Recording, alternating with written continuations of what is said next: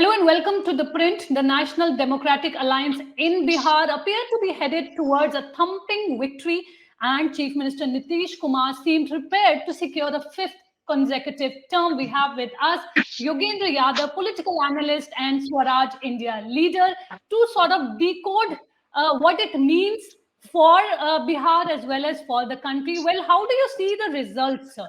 Neelam, I'm disappointed, though not surprised.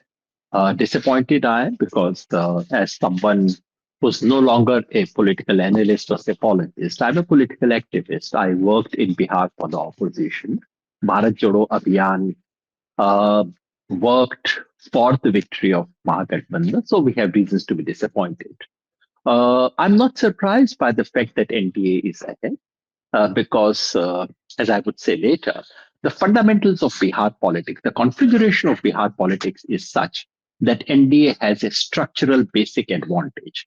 Though I must say I'm a wee bit surprised by the margin of victory. That raises a suspicion because from what I can see now, they are ahead by 10 percentage point, which is leading to a three-fourth majority. That kind of a victory suggests something more than what I had seen on the ground. Right, the Congress, Rahul Gandhi, you yourself, you had raised this entire issue of vote chori and SIR. Many had pointed out that, it had not resonated on the ground. How do you see it now, keeping the results in mind?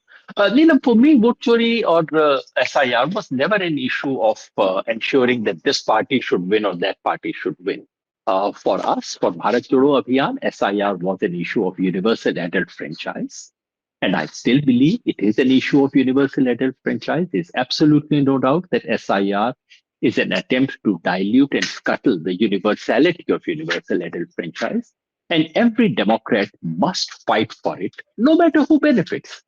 If universal adult franchise favors the BJP, so be it. So on that, I remain absolutely convinced that we did the right thing and we want to do it again.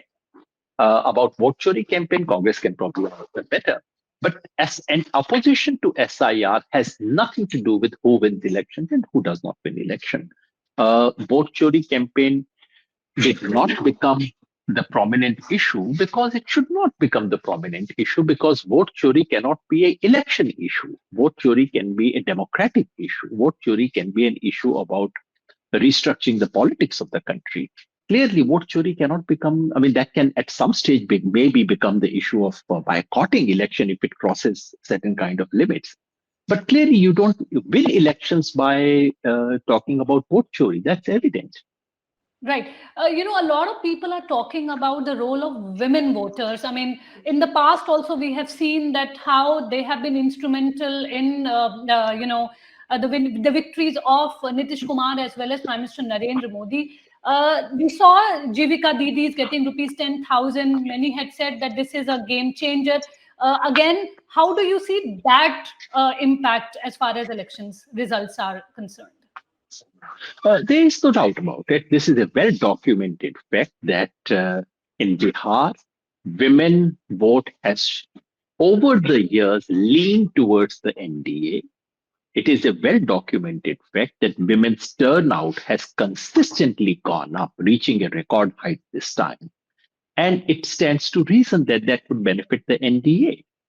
It is also it is not for the first time that NDA has tried to court women's voter. If you go back, you would recall the scheme about giving bicycle to girl child. Very good scheme, I thought. A scheme about prohibition, which clicked with the women, has been disputed as a policy measure. But what was done this time, namely 10,000 rupees bribe, I don't think that's a good thing at all. Yes, it has worked, and I really worry that if things of this kind work, because remember, while something like this was tried in Madhya Pradesh, in Jharkhand, and Maharashtra, at least they pretended that it was a scheme. They pretended that this was an ongoing scheme which happened to be launched just before the election. In the case of Bihar, they don't even pretend that. It's a straightforward bribe handed over to you just before elections and delivered after the model code of conduct was in operation. Now, that I thought crosses all the limits. And if a government other than the BJP had tried to do it, I'm sure the Election Commission would have objected. But as you know, the rules for the BJP and BJP ruled governments are different as far as the Election Commission is concerned. You talked about election commission. How do you see the role of the election commission? Because the opposition has been very critical of how they have been and performed in the past few months. Neelam, there's absolutely no doubt about it that while Election Commission has not been 100% neutral in the past, but over the last 10 years, especially after 2019, Election Commission has been very partisan. Election Commission is, no longer almost pretending to be an umpire. They are a player now. They side with the ruling party. And this Bihar election is no exception. The manner in which the Election Commission took a very partisan position on the SIR issue, the manner in which the Election Commission closed its eyes to whatever the BJP was doing, all kinds of things that happened, all kind of incendiary stuff that BJP leaders were saying in Bihar, Election Commission just keeping mum about it, Election Commission turning its face away from this 10,000 rupees bribe. So Election Commission's role has been absolutely one-sided. Having said it, I would not say that NDA's victory in this election can be principally attributed to what the Election Commission has done. To my mind, I would not wish to overlook the basics. Look, like we say in the economy, there are fundamentals of economy. Similarly, in Bihar, there are fundamentals of politics. And two or three things stand out. Number one, NDA as a coalition is a much larger political coalition than Mahagathbandhan. Even in 2020, while they appeared to be at par, but actually Chirag Paswan was outside. So if you account for all the changes that have happened thereafter, NDA starts with a 5-point advantage. In the Lok Sabha election, they had an 8-point advantage. Number two, NDA is a larger social coalition than the Mahagathbandhan. Mahagathbandhan, the voting pool is about 40% of Bihar's electorate. They draw their vote from a pool of 40%.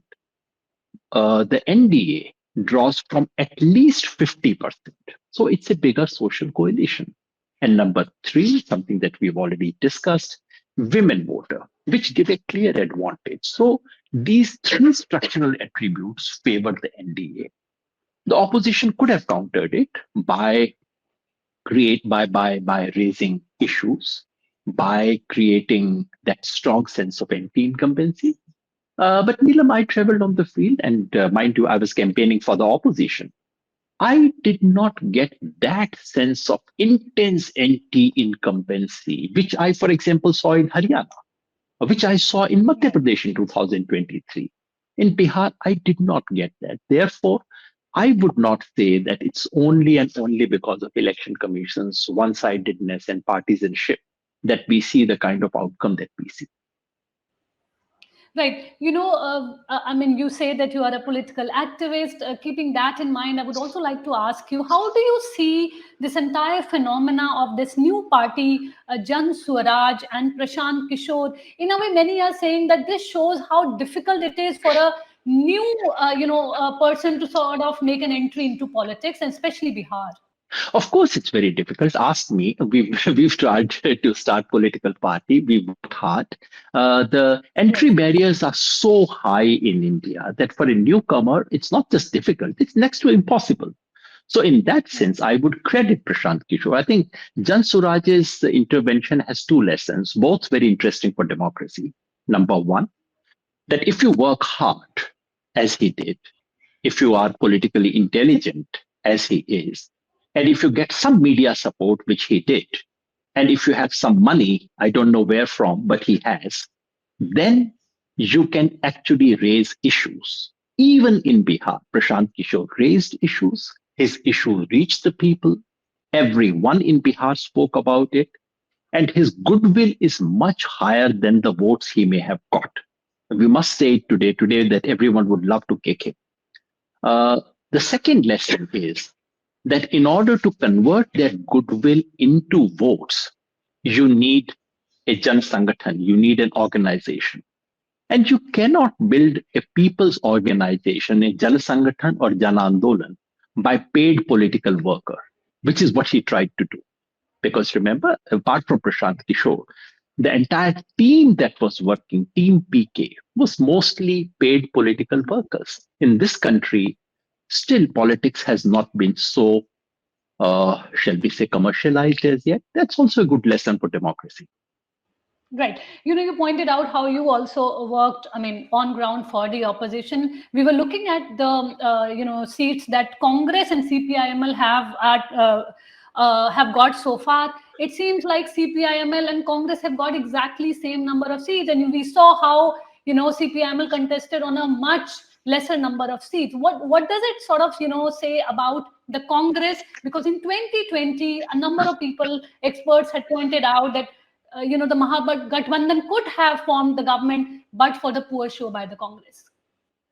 You see, looking at Congress's dismal performance now, I see a figure of 4 on the screen right now for this. You could almost write the Congress off. That would be a mistake, though, because as I said in the case of Jan Suraaj, to draw such conclusions would be entirely mistaken. Congress has goodwill on the ground. Congress has name recognition on the ground.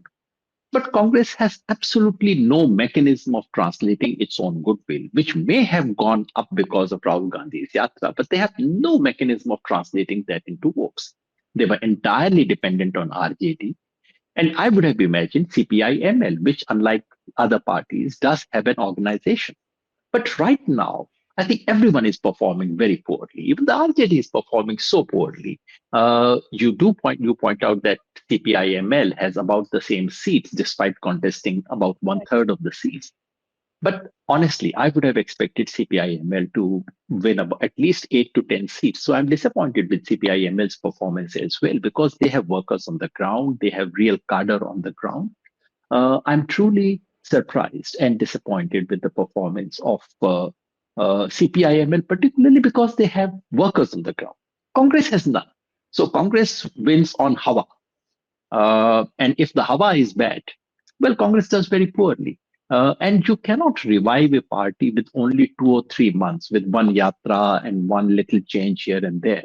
You have to work on the ground for 3 or 4 years. The day Congress does it, it may realize that it has more support than it imagines.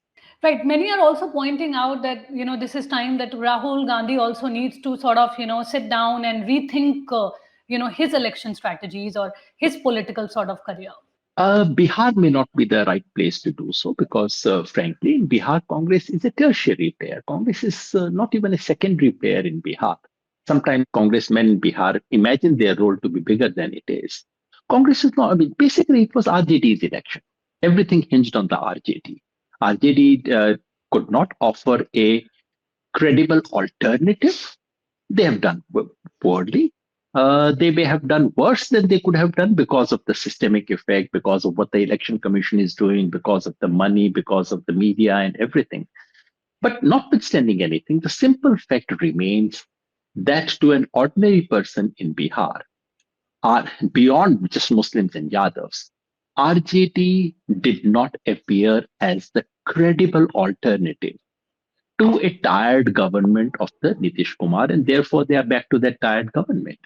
That affects everyone, and Rahul Gandhi and Congress is a part of that. But yes, the results that should have mattered much more to Congress were in Maharashtra and above all in Haryana.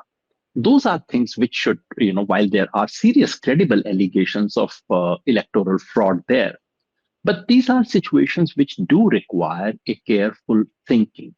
And to my mind, what it shows is a organization matters, an election strategy, an election machine makes a difference. Unless you get these things on its feet, mere sentiment, mere popular support, mere popular sympathy is not enough. We are in a different era of elections. BJP has transformed Indian elections from what used to be, in my days, unlike you, we are a generational difference. In my younger days, you would appear for exams simply by reading the textbook and, brushing up your class notes. quota has transformed examination technique in India.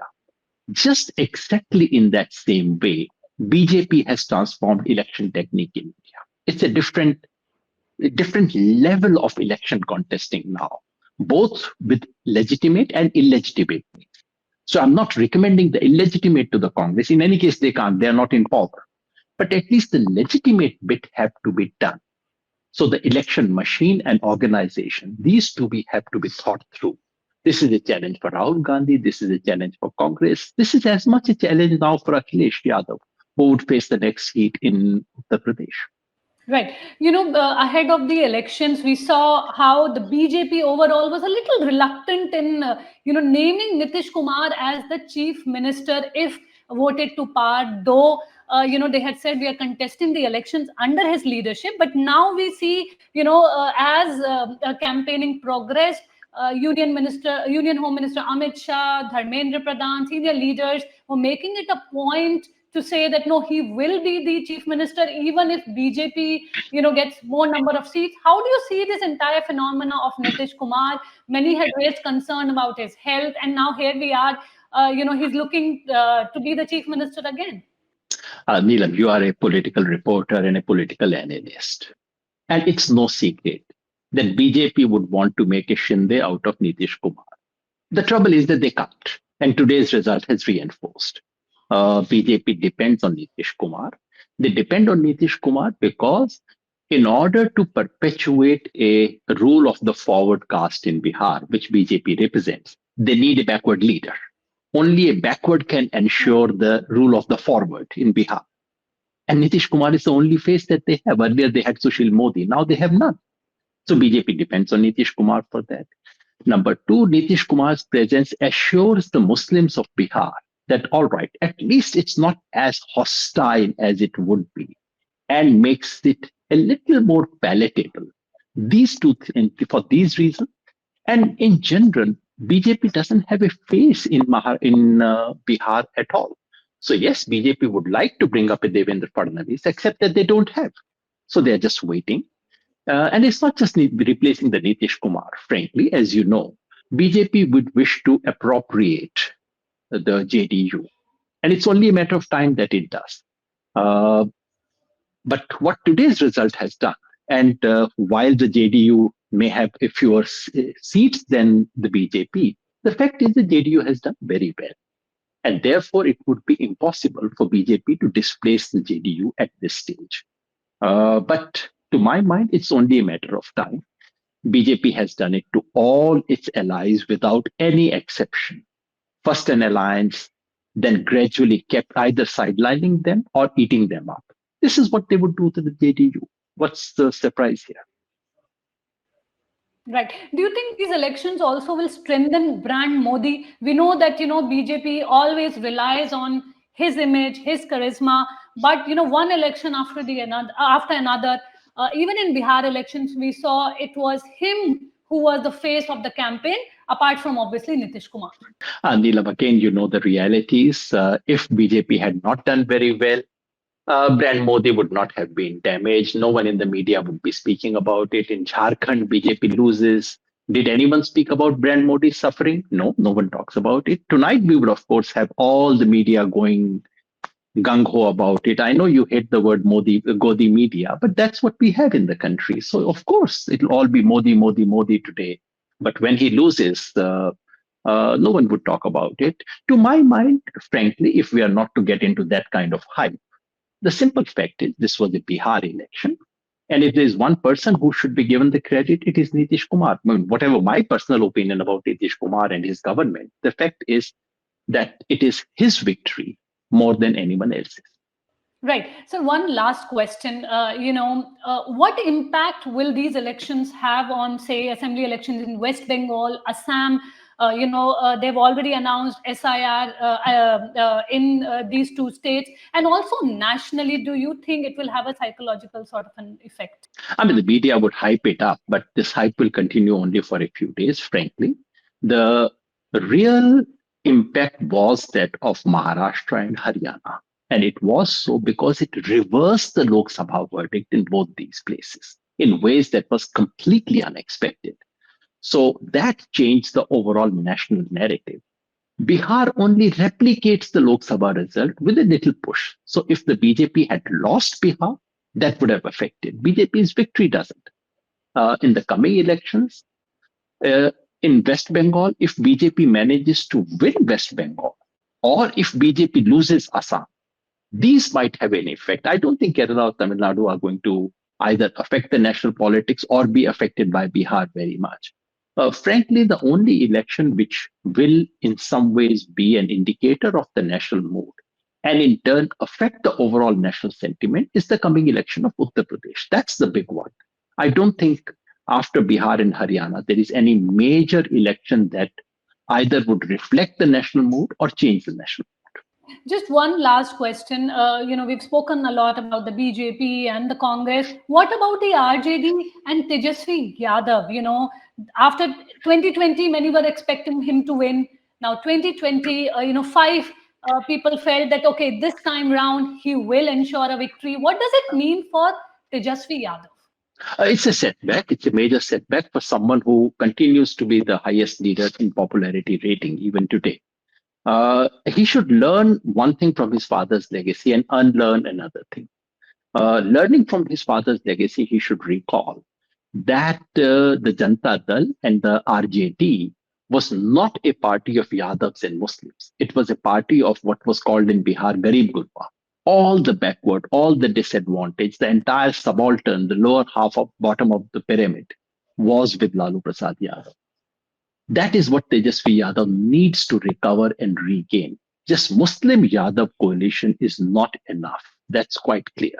The other thing that he needs to unlearn and distance from his father's legacy is that stigma of Jungle Raj. I know it's been played up in the media. I know it's been played out of proportion. But the fact is that it's not just the forward communities of Bihar. Many of the EBC communities, even today, hesitate in voting for RJD because they have come to believe that this would lead to dominance of one caste.